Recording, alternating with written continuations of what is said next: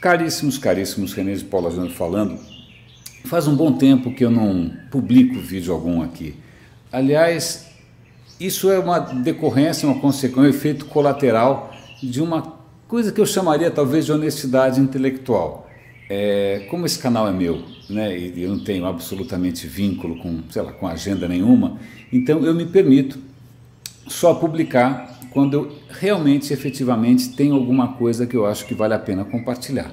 E nos últimos tempos eu confesso que eu estava um pouco mais perplexo, lembrando um pouco do Guia dos Perplexos, do que o normal. Estava um pouco confuso, estava achando tudo muito complicado. E aí a pauta de hoje é justamente a questão do complicado, né? A questão do complicado, e eu quero dar um passo além, porque eu acho que complicado até que é fácil.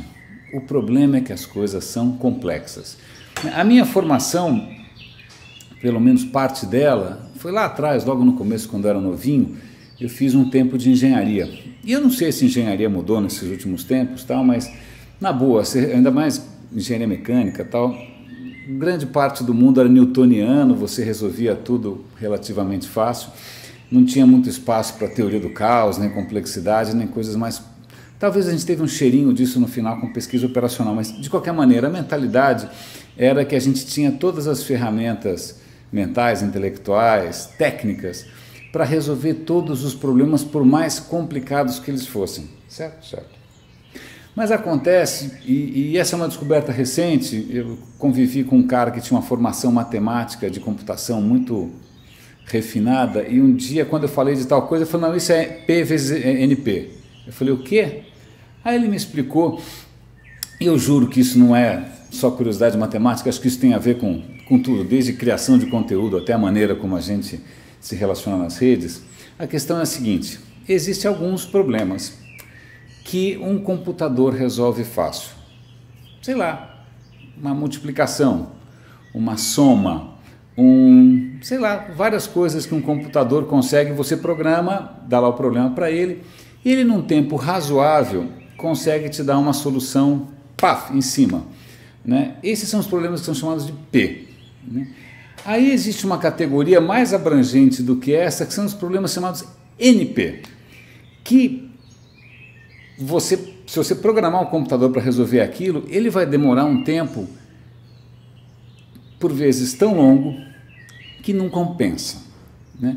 Vamos pensar uma coisa, sei lá, sudoku. Vocês lembram do sudoku, aquela coisa que parece palavra cruzada só que com número, né? Sudoku é aquela diversão ali que você fica colocando os numerozinhos e tal. Um sudoku clássico 9x9, que a gente demora um tempão para resolver, um computador resolve relativamente rápido. Se você aumentar um pouquinho esse sudoku, for 10x10, 20x20, 30x30, 100x100, o tempo que o computador vai levar para resolver isso aumenta exponencialmente. Não compensa, demora uma brutalidade. É por isso que você tem páginas seguras na internet, porque o tempo necessário para quebrar aquela chave de segurança é tão longo, esse é um problema NP, é tão longo que o cara desencana, não adianta ele tentar usar um computador para resolver aquilo, pelo menos por enquanto, até alguém descobrir um algoritmo melhor. Mas os problemas NP, eles têm uma coisa interessante, que é o seguinte, a hora que você vê um sudoku, por maior que seja resolvido, você consegue checar se está certinho, está resolvido. É fácil você checar qual é a solução. Então a senha, por mais que seja difícil você craquear uma senha, a hora que a senha foi descoberta, seja como for, por fraude, ou seja o que for, é muito fácil ver se ela funciona. Né? O problema começa quando você vai para uma categoria além do NP, que é chamado de EXP, que é o seguinte, não só demora uma infinidade para resolver, como para você conferir se aquela é a melhor resposta, se aquela resposta está correta, demora outra brutalidade. Por exemplo, um exemplo clássico é o jogo de xadrez. De quantas maneiras você consegue jogar um jogo de xadrez? O número é tão brutal, acho que é maior do que todos os átomos do universo, é uma ordem de grandeza colossal. Então a questão é a seguinte, vamos supor que você programa um computador para jogar xadrez. Ele consegue mais próximas jogadas, né? Ele consegue superar um humano. Mas se você perguntar qual é a melhor jogada agora, não só as possibilidades são colossais, gigantes, como é que ele vai realmente saber se aquela era a melhor jogada possível, a não ser jogando absolutamente todas. Vamos sair da matemática e vamos voltar para a nossa vida real e até para a criação de conteúdo. A vida, meus caros, eu estou começando a perceber que ela está nessa categoria NP ou pior, ela está na categoria EXP. Por mais que haja gente por aí tentando te vender alguma fórmula correta de você viver a vida de uma maneira infalível, né? Está aqui a solução, está aqui a metodologia, está aqui a religião, está aqui o conjunto de valores, está aqui seja lá o que for, né? Isso resolve. Como é que você vai saber se aquilo realmente é a melhor solução se você não viver todas as vidas de todas as pessoas do mundo até o final para conferir?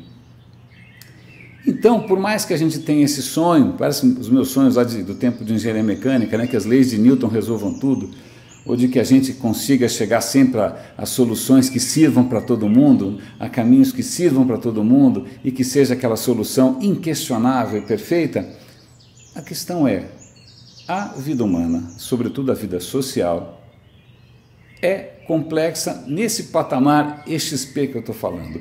Mesmo que você venha proponha algum tipo de solução, é absolutamente impossível você provar, pelo menos por enquanto, de uma maneira categórica que aquela maneira é melhor que a dos outros.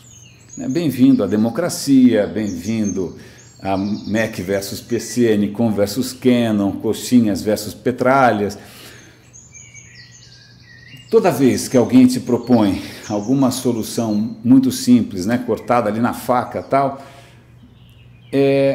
ele está tentando tirar a sua angústia da complexidade e não só tirar a complexidade, como inclusive descomplicar e tornar aquilo infinitamente mais pobre. E aí é curioso, eu sei que provavelmente eu estou falando, na verdade estou desabafando, estou compartilhando coisas que estão agora na minha cabeça fervilhando e que me fazem repensar o que eu tenho feito, o que eu tenho dito e tal. Mas, se eu quisesse realmente agradar a todo mundo, o que você faz que agrada a todo mundo? Isso me faz lembrar, eu lembro que uma época eu fui professor assistente e tal, e aí a professora perguntava assim para os alunos, olha, esse programa de televisão que você está imaginando é para que audiência? Homens e mulheres dos 8 a 80. Tem algum tema que interesse para absolutamente todas as pessoas no mundo? Talvez xixi e cocô, né? Sexo ainda por crianças não, xixi e cocô acho que é uma coisa relativamente universal. Se você for por Hollywood, talvez o que interesse a absolutamente todas as audiências seja pancadaria, porque nem o erotismo é tão universal assim. Então, toda vez que você tenta ser universal demais, a única maneira de você propor alguma coisa que realmente agrade todo mundo é você ir para um patamar mais ou menos como o xixi e cocô. Não, claro, existem outros valores fundamentais. Existem? Quais mesmo? Quais que vão valer daqui até o Estado Islâmico, passando pelo Donald Trump? O que tem de universal mesmo? Não responda, porque a resposta é de cada um. É mais um problema EXP e cada um sabedor a delícia de ser o que é. Era isso, espero ter trazido alguma complexidade para o seu dia. Grande abraço, René de Paula Júnior falando, roda e avisa.